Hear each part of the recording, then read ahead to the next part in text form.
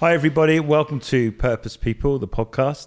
We're with Andrew Minton, who is a creative director across many different things and projects. So we've invited him on the sofa just to talk about business in general. So welcome, Andrew. Thank you, Darren. Thanks for having me.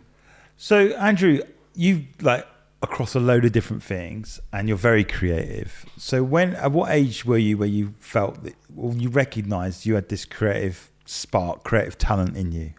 Day one. I think it's always been there, that thirst for pencil and paper, even the randomest piece of paper would always be drawing a cartoon or a character or some kind of iteration of a creative piece, a thing, building with Lego, always annoying my parents, tipping the whole tub of Lego out on the floor in the bedroom and hearing the, Andrew, just, it's always been there, to build, to create, and that's never gone away.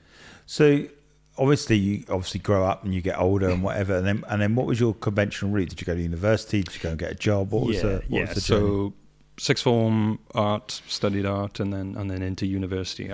I attended a foundation course, which I still think is a great kind of avenue for creatives to explore that multitude of avenues, playing with clay and 3D sculptures and paint and graphics and animation. So I did a foundation course and then an animation degree.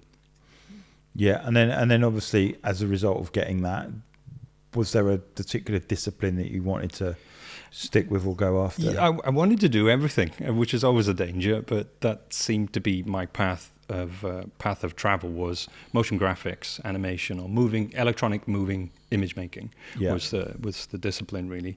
But it still involved character creation. It still involved sequential storytelling. Yeah. So I focused on illustration.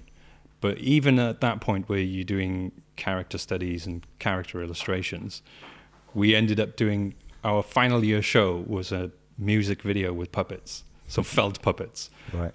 So it never stopped really in terms of that adventure of creativity.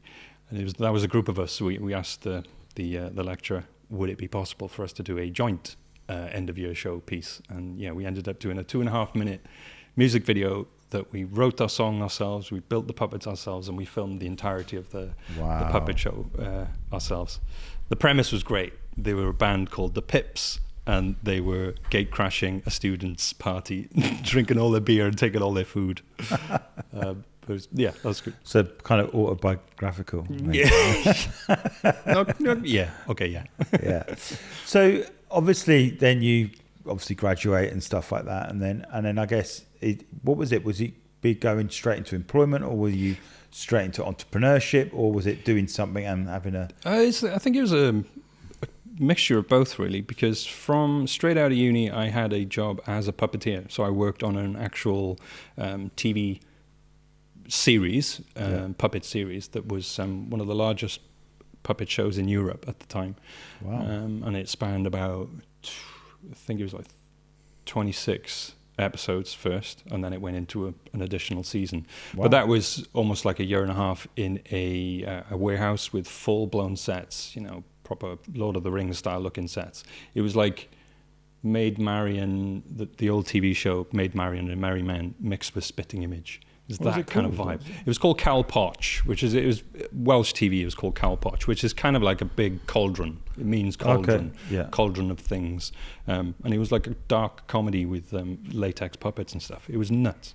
So a year and a half of playing with that, you get into, learn a craft and immerse yourself really in the TV world.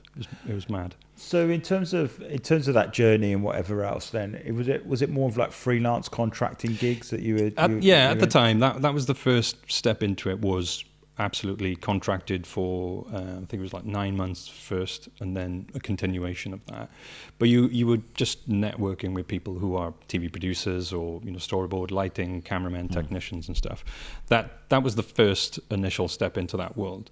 But at the same time, I was illustrating, I was drawing, I was doing TV illustrations for TV, Jackanory style stuff on Welsh TV. So many disciplines really, just starting to be that sponge of creativity. So it was good. I think there's a bit of a transition, I think, as a creative that you make. You get good at what you do, and then you're asked not to do, you're asked to lead. Yeah. And, and it's the same with, like, let's say a creative director, which obviously you are. There's that balance between the business needs and meeting the brief of the client and almost being less creative than you are. How do you strike that balance between the two? I've always tried to discipline myself to make sure that the business side of it is taken care of, but allow myself enough freedom and enough of a time frame to actually still hold on to the creative side of it. Yeah. You're steering a project for a client, for an internal or external client. You're steering that project in a direction that you feel it should go in. But obviously, you're managing the money, you're managing the operations, you're managing the time frame that those pieces take. And for me, that it was all about balance. Yeah. And do you because I use my example. I haven't been creative for so long or whatever. It was like, oh, do you take pictures of your family and do loads of videos and stuff like that? And for me, I'm like, by the time it gets to that point, I just don't want to do it.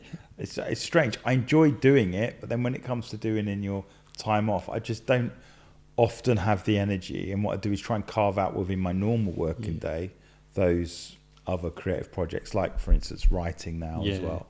But what are you like? Have you got, like, these passion projects on the go all the time? I've always, where I've had spare time in the evenings and stuff, been illustrating or creating worlds, creating characters and worlds. I've been a massive advocate for comics and, sequential storytelling for years. And very good friends of mine are comic artists and illustrators. So I've always been inspired to say, well, do I have it in me to do those kind of activities and those kind of products? So yes, passion projects are a big thing for me to hold on to my soul in a way, where you're giving a lot of it. Let's face it, in the creative world, you're obviously doing a lot of those projects for clients, for someone else. So you may have not kicked off the project. You may have not been the instigator for the start of that project, but you're coming in to take on a brand or facilitate the next part of that journey for that client. Very rarely are you the individual that starts the project off, gets into the meat of it, and finishes it yourself as a creative.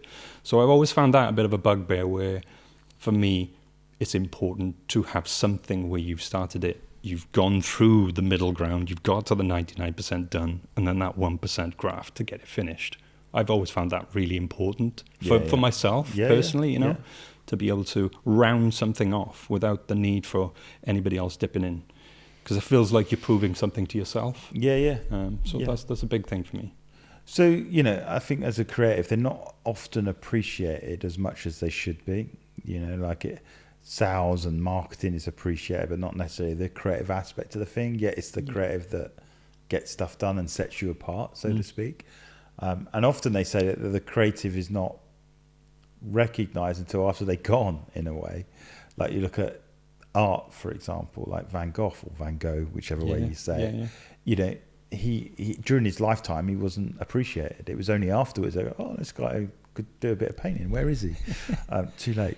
But the thing is, for me, is that creativity, certainly in the world that we live now with internet, digital content, loads and loads of content, now the emergence of the metaverse, it's the driver. It's an absolute key to the whole process. Yeah. Creatives are the new CEOs, apparently. Is that right? Yeah, that's the way it's being pitched. But in terms of it's so overwhelming, the amount of input that we have everywhere. As a creative, to curate that and find something that resonates, find a message or a visual that plucks the heartstrings or provokes an emotion in someone, in a sea of just sameness, is hard, and especially with the advent and the sort of the development now of AI, where everyone's promoting that as the next thing that will destroy creativity. I see it as a tool. It's a really good tool, and I think it is a tool in its sense. But what I've seen now, and I was looking at one of my collections about IP, and there is a beginning to be a bit of an emergence now going, well, that's not yours. That's someone else's. Because AI can be clever, but it can't necessarily hide where it's got the stuff from. and those questions have started to be asked. Hang on a minute, this whole section reminds me of X. Do a little bit of research. Yeah, it's actually come from there. And I think that's where it gets really interesting, is the creativity, who owns it, and at the result of speed to get stuff done, there's still a degree of, you got to give credit where credit's due, you know. And I think it's that with photographers, is probably the ones that were burnt first, where someone will see an image, right click, save it, you stick it on a website and not say anything, and then 3 months later the photographer goes, "Oi, where'd you get that image from? That's mine," And I think, and then there was a lot of tension around, rights managed, and is it royalty free and all that sort of stuff. But I think that's now going to explode with the emergence of AI, because it doesn't consider that. Yeah. No, and the reverse engineering of the final outcome for AI to, prove where the origins of those pieces of work come from. Yeah. There's going to be a emerging industry for that, with litigation around our purposes. So for me, I've always used it as a means to provoke ideas or concepts, where you could take stuff. If the client doesn't afford you the time to or the budget to put a full-blown illustration together, then if we went on this route, this is what it would look like, and using those in that concept, I think has worked for me. But yeah, I agree. It's a minefield, and it's going to be a very interesting next couple of years for that. And I think part of the reason for it is because deadlines are getting shorter and shorter and shorter, and it's a well-known thing that creatives don't perform too well under pressure. They might perform well out of constraints, but not necessarily pressure. Yeah. So what would you say to the creative that is just like constantly having to just deliver? What would you say they need to keep themselves fresh and keep themselves on the game? I think there's two things there, really. If you're being squeezed from a creative perspective, then are you an art worker, or are you actually generating and creating the piece? The high-end, high-level creative. Setting the time frame yourselves, feeding that back and saying, and being confident around it, that won't work. Those time frames don't work for us, because we need more time to play, or we need a little bit more time freedom to understand what it is you're after, and make it iterative. Setting those micro milestones to get feedback, because what I've found is that you're delivering elements of creative too late in the game, and the client feeds back to that and says, that's not what we're thinking, that's not the way we wanted to take it. So I think doing it with clients in the room, I find is quite, even though we think that's a challenging one, I find that quite interesting. To do it live. I've done several things during lockdown, even do Zoom calls with clients and go, right, let's do it together, because the distance is frustrating. I'm very much an advocate for being in the same room with a three-dimensional human, more so than ever now, right? But where we've been, that's fine. We had to deal with that.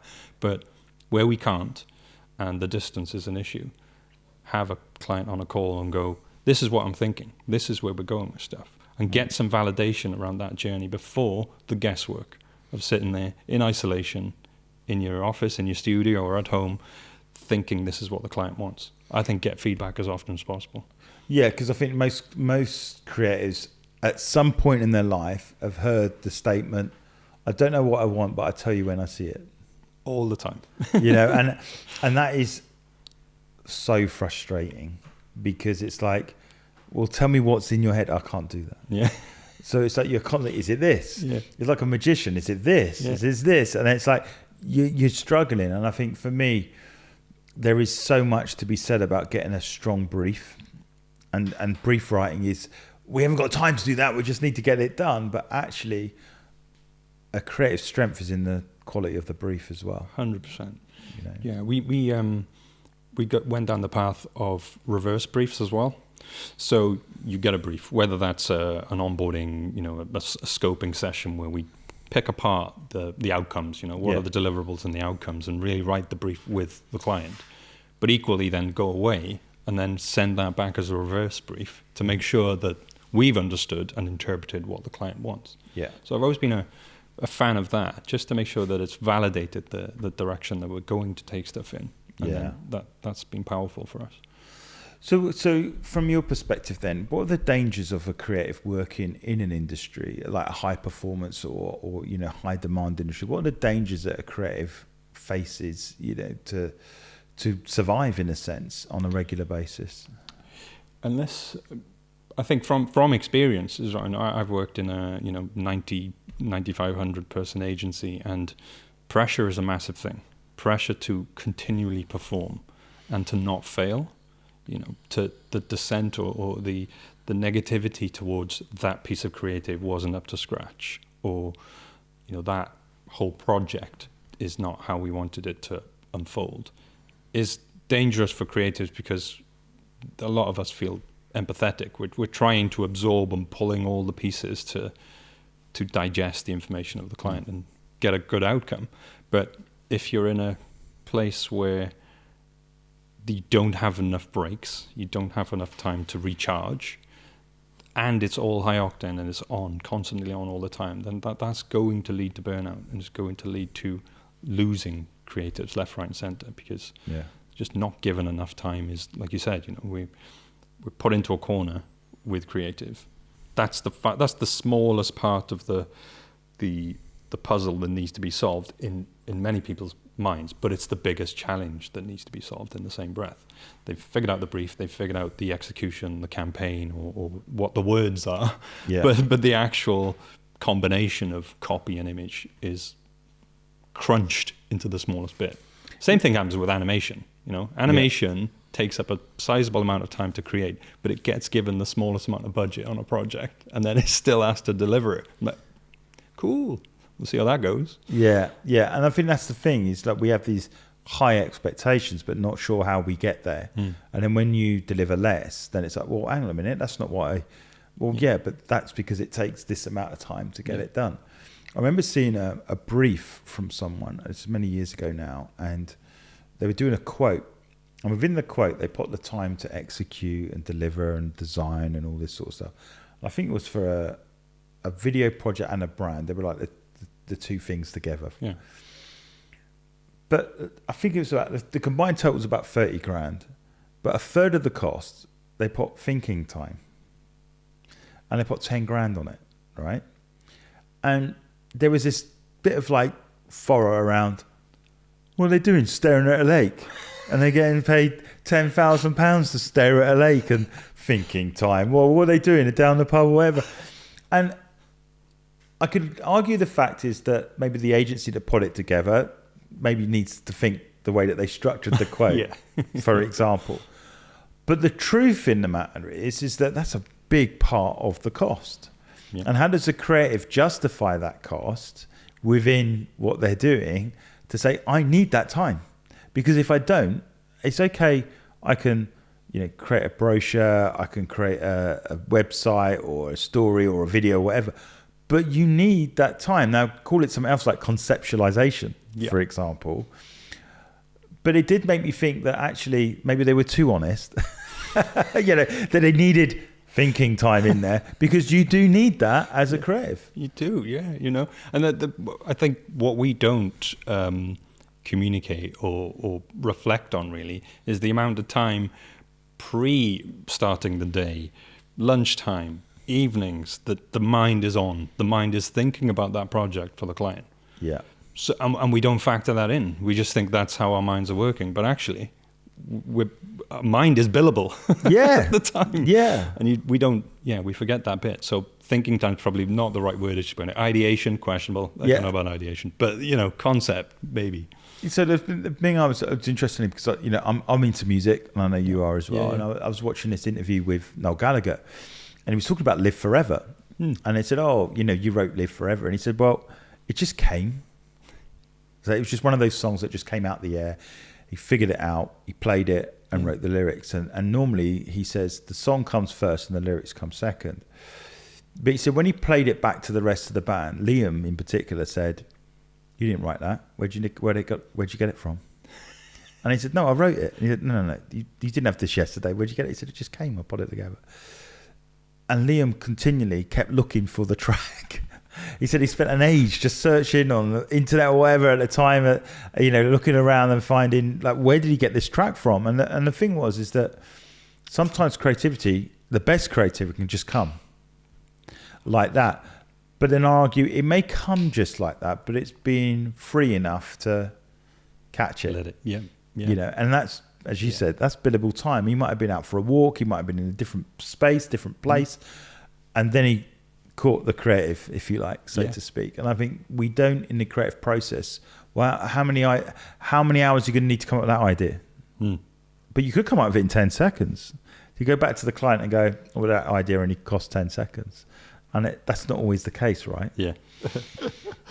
Yeah, absolutely. I mean, for me, most of the really ideas that have been carried forward by the client have been the first thing to come to your head. And some people question that, and they're like, well, no, you've got to iterate. You've got to continue going down that path. But we have, but they've always landed back to the first thing because for whatever reason, the essence or the thing that we've captured was the thing that resonated with the client. Yeah. But then justifying those other pieces, we go down this journey of going, well, no, we haven't got enough. We've got to then come up with 3 concepts. Yeah.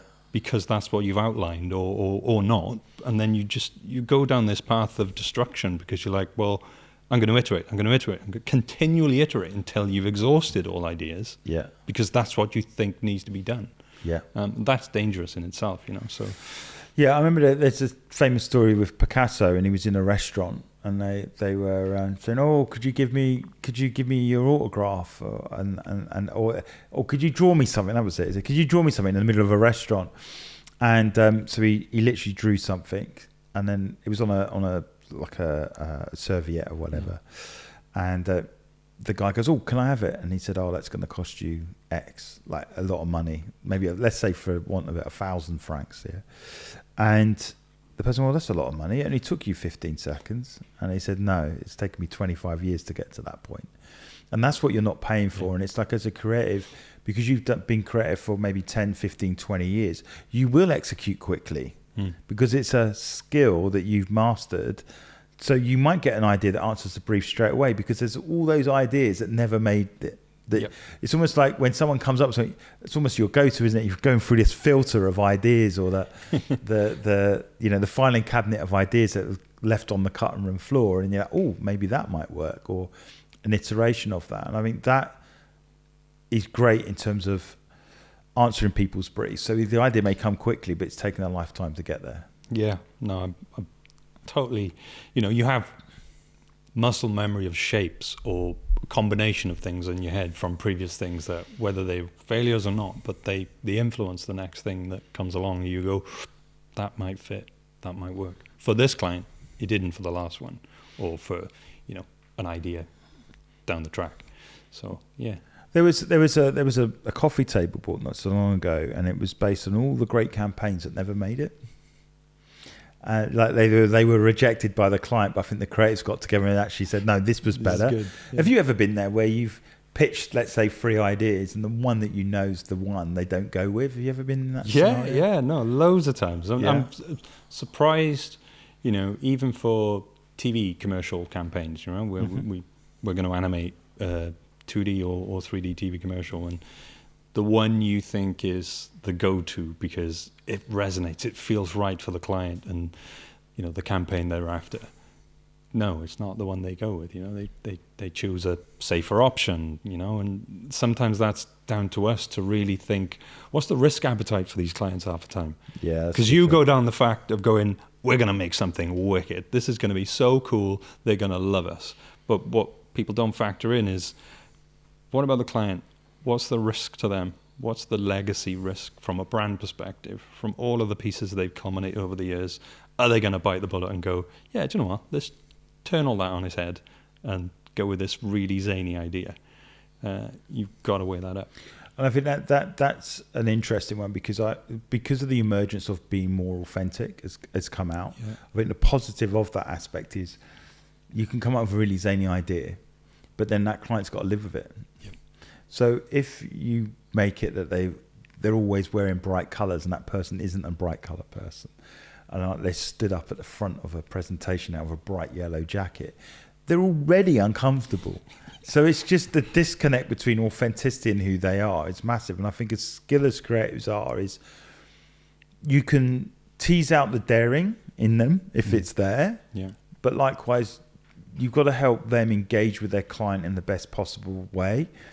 And it's finding that balance between what does your audience want? So I answer the brief, but what are you most comfortable in delivering as an authentic person? Yeah.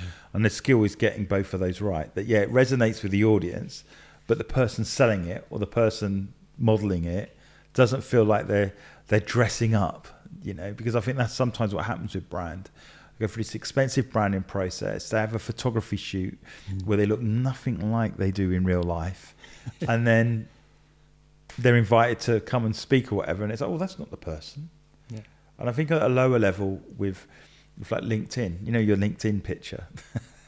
You'll see some LinkedIn pictures and you meet the person and go, that's got to have been about 20 years ago, because there's no connection there. My LinkedIn picture had a full face mountain bike helmet on it for like a good couple of years. I was like, it looked proper scary.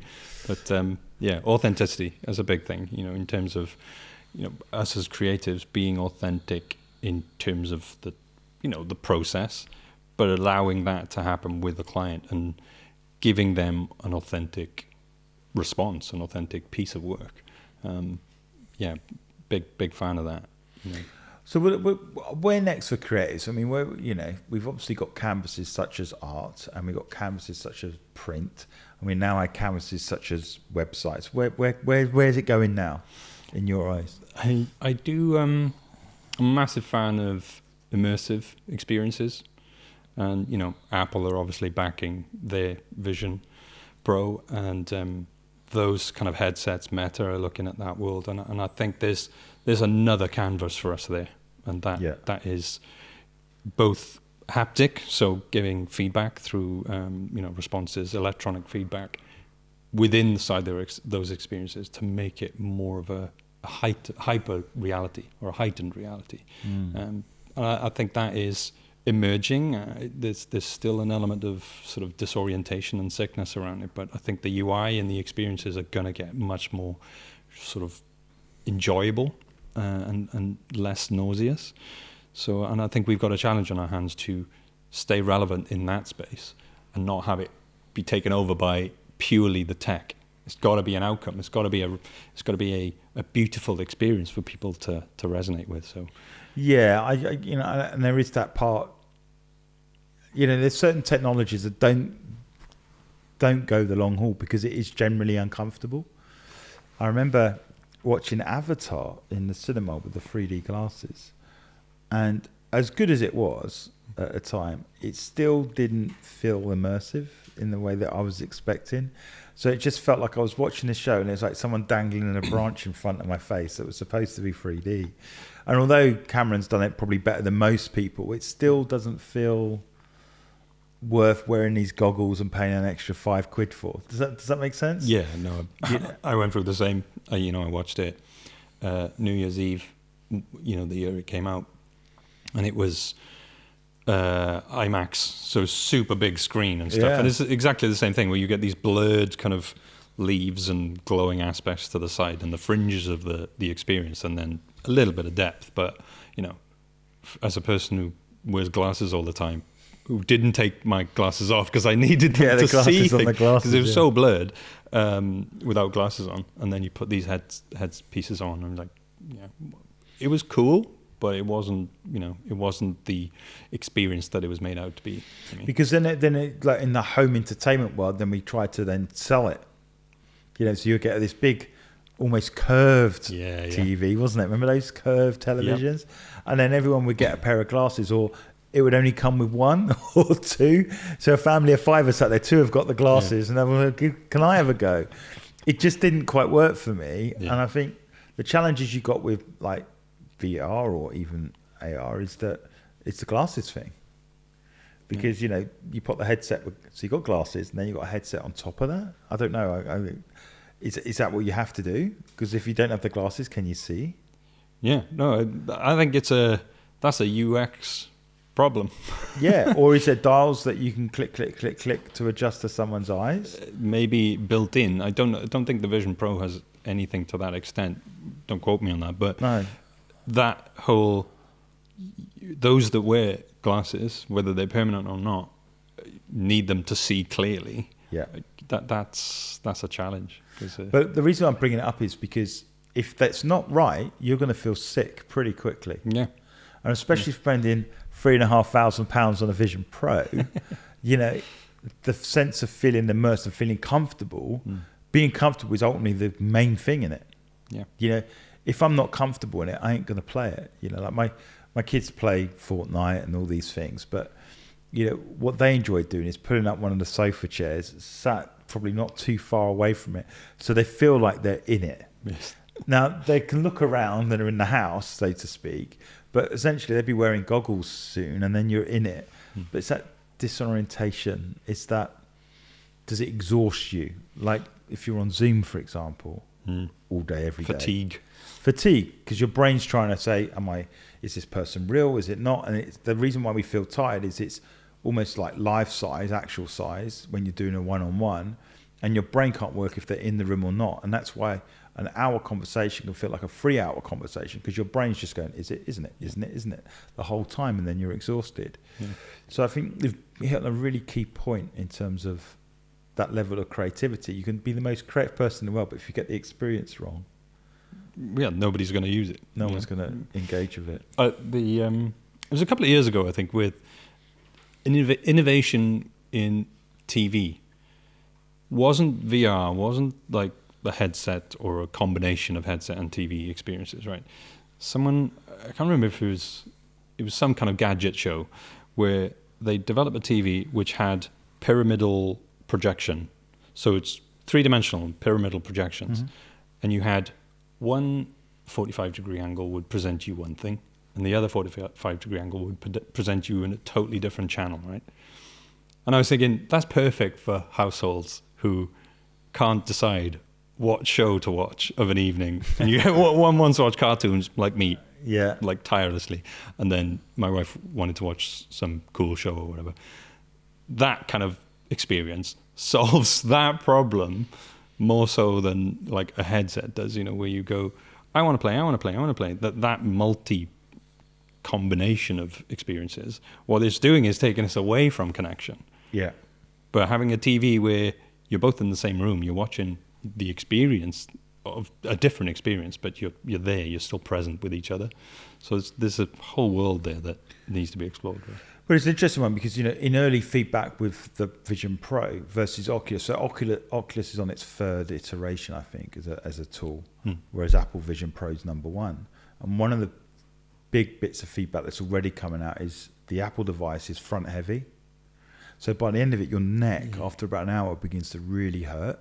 Whereas the Oculus, they've distributed the weight now because they've got feedback from doing multiple iterations. So again, it comes back to you can spend thousands, millions, like making the most amazing immersive environment. But if you can feel this the whole time, I don't know. Yeah, definitely you've lost the audience at that point because you're working against them rather than with them. You know, it should be invisible.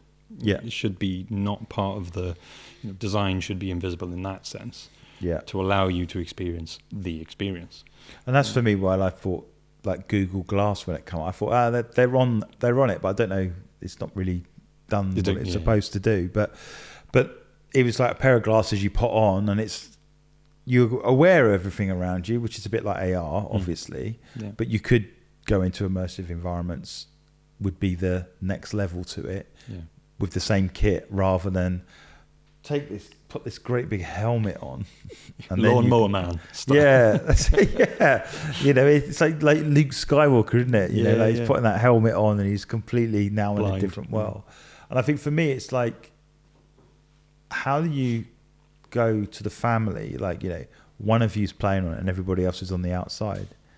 You know, the great thing with gaming, particularly why I think we did so well, is everyone can participate. Yeah. And we played the other night, so we got a Switch and we played bowling the other night. Oh my gosh, it was competitive. But we were playing a game, but we were all in the game. Yeah. And I mean, that's maybe the thing with the metaverse, is it's not there yet. That I don't know if I can imagine me, my mum and dad, and everybody all wearing headsets.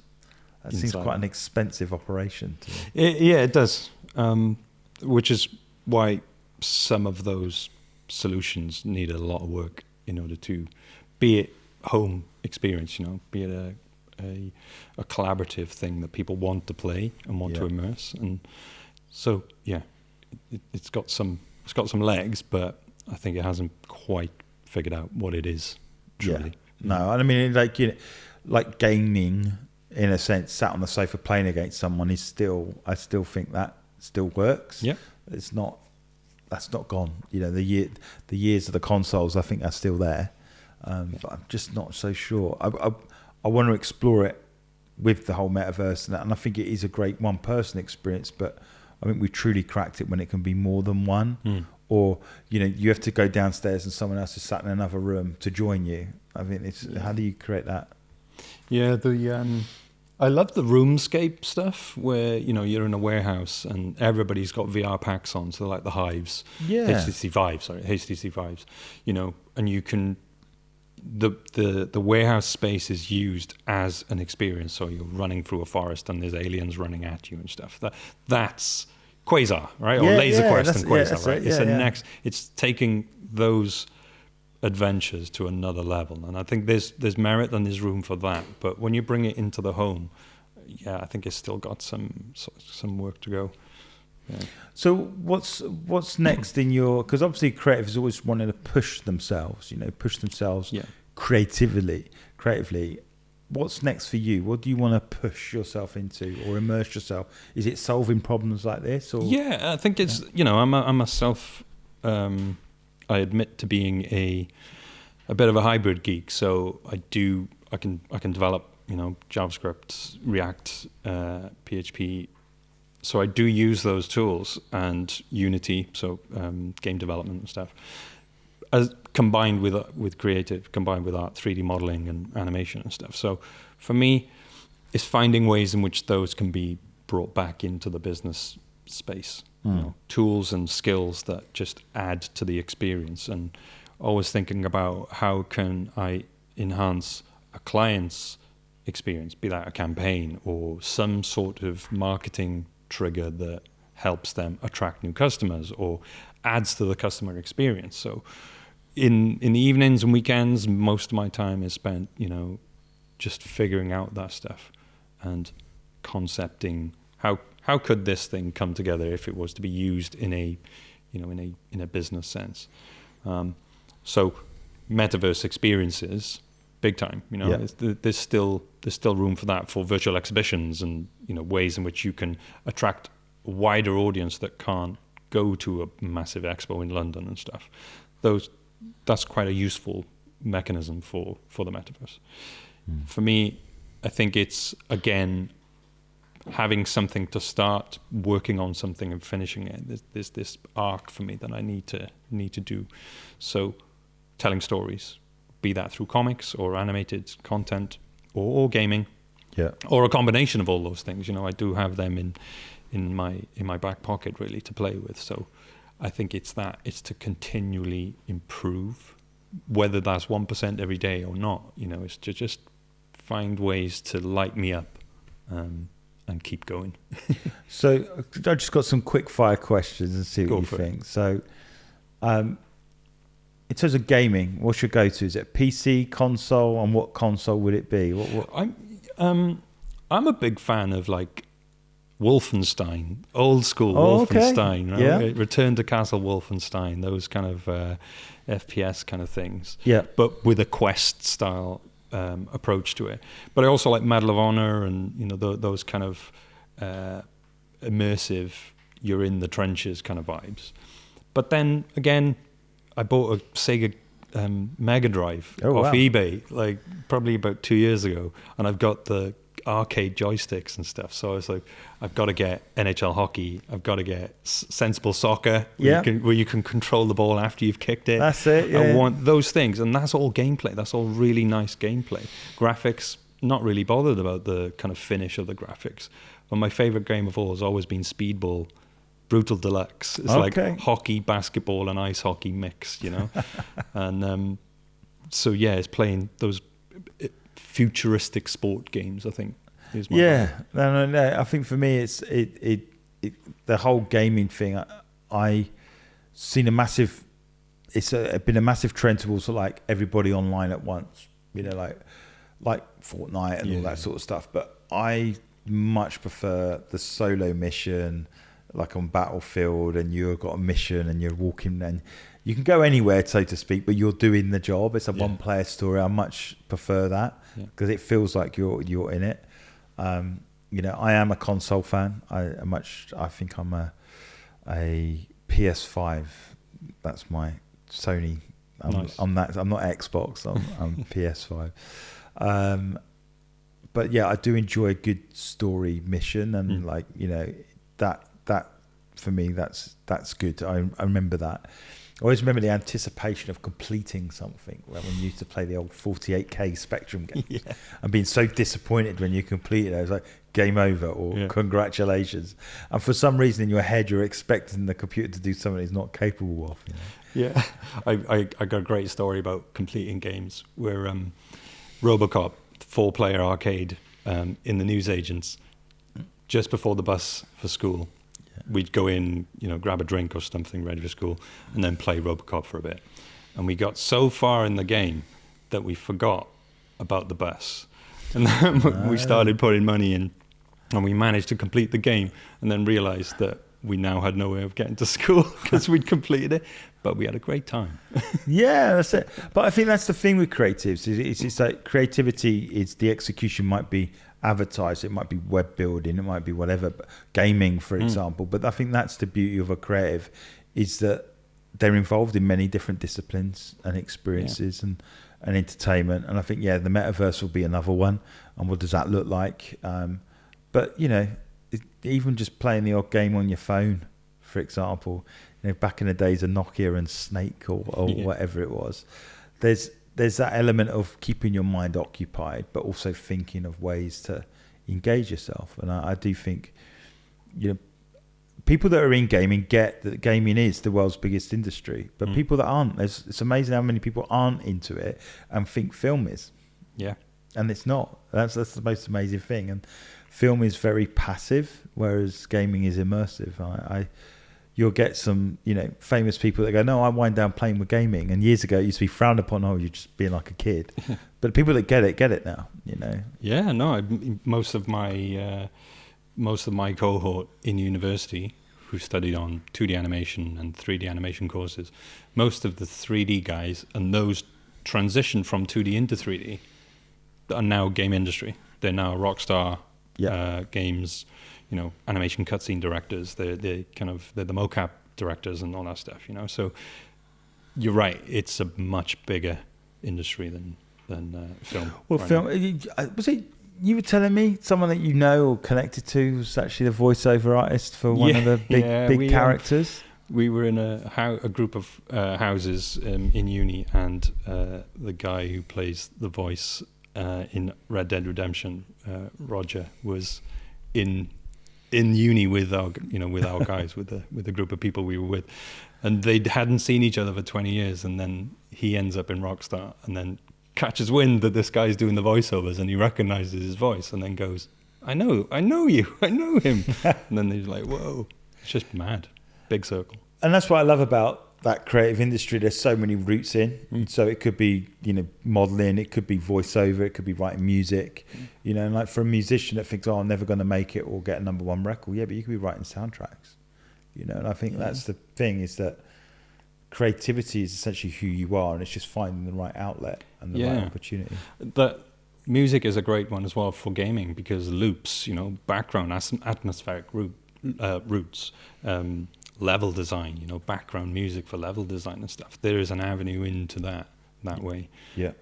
I go into schools in an ambassador, young person ambassador capacity, and showcase where the strength of creativity, the power of creativity as an industry, and never, for those youngsters, never to forget that there is a route into that industry. It's not just, and this is not to dismiss or to put down the traditional skills, but creativity and the creative industry offers so much to so many people. Yeah. But a lot of that, I think, is shut down in schools. Yeah. You look, every item that you look at even in the school grounds, has been designed in some capacity, but it gets dismissed. It never gets highlighted. It never gets pointed out that someone put that together. Someone thought about the industrial design of that item in order to create mass produced there for safe usage and stuff. So it's mental. And I think that's the key thing for me.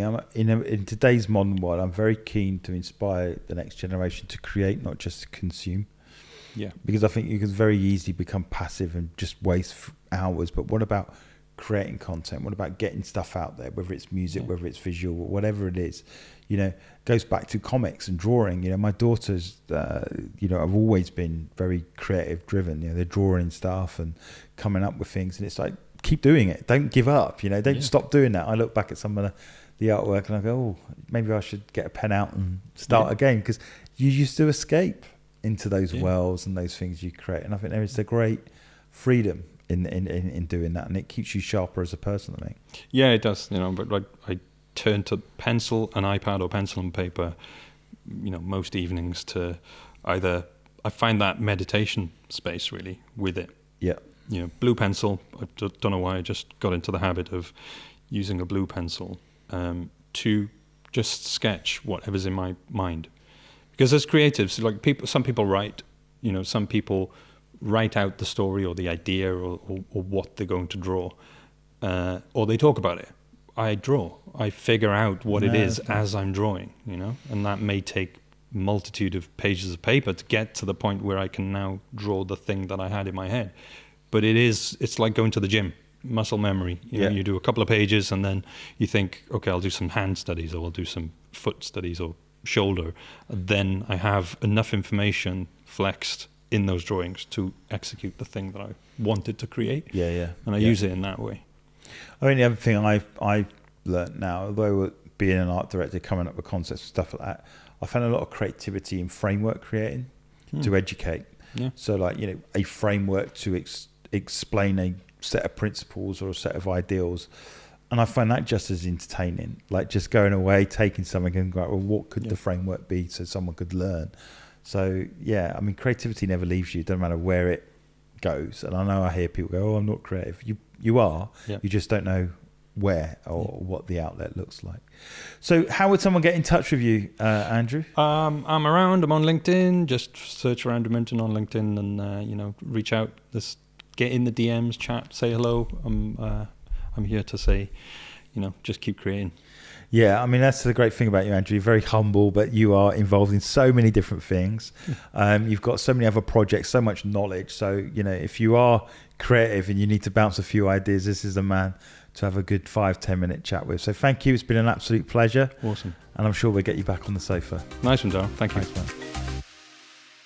Hi, everybody. Thank you so much for listening to the Purpose People podcast. How you can help us is to like and subscribe our YouTube channel. You can also subscribe to our podcasts on Apple, Spotify, Google, and Amazon. That helps us get our message out there to help people go after their dreams, double down on it, and be successful in life on their terms.